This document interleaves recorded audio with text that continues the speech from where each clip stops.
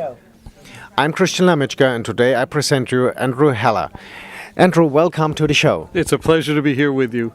Andrew, we met each other times before, and I know now you have a great new project running to support all the artists which lost their houses and instruments during the big rain last year. It was the last week of April. In fact, we had gotten a call. We were going to be recording and had canceled our recording session because all the studios were closed during the floodwaters were rising. And we got a call from Ricky Skaggs saying, "Don't come up. Come in a month." Well, the same afternoon, he called us back and said, "Can you fly up tomorrow? Every one of your musicians either lost instruments that were stored down by the river. You know, the company, the cartage company, was right on the river and lost everything. Or they've had damage done to their houses. They all need work. Will you come up right away?" So we flew in the morning after the Cumberland crested, and we recorded the first song, "Reach Out," that day. When we gave that song to the city council to use to raise money for the musicians. And the people on that song include Brent Mason, Dave Chapman. We got the three living original Jordanaires who sang with Elvis. Yep. Ray is 94, Louis Nunley is 82, Gordon Stoker is 80. They sang background on that, and we did that song as quickly as we could, finished it up, and gave it to the city council to use on the advertisements they put out nationwide to raise money for the musicians. Okay.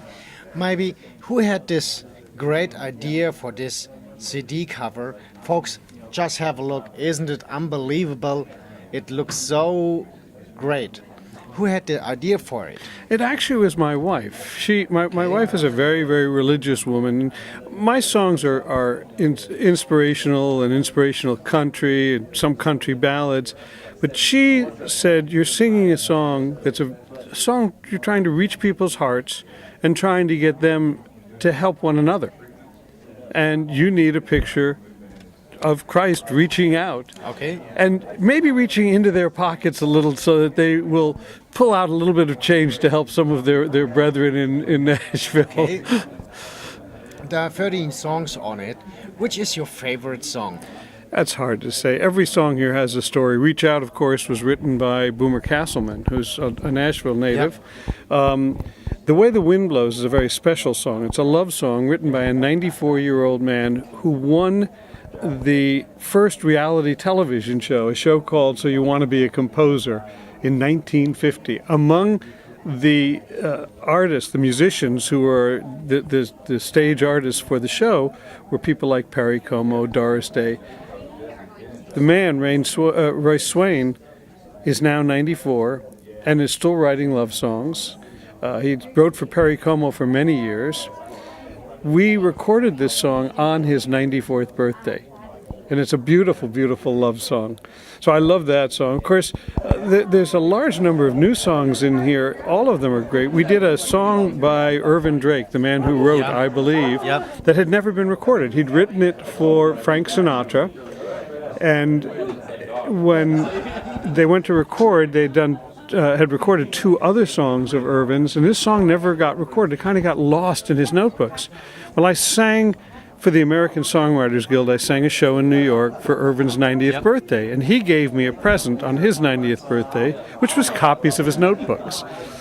And I found this song, "Local Call to Heaven." It's written in a style that was traditional in the 60s with counter melodies and all sorts of fun things happening. And we decided to produce it with a 2010 style music, but keep the counter melodies and all of that going and do the whole song.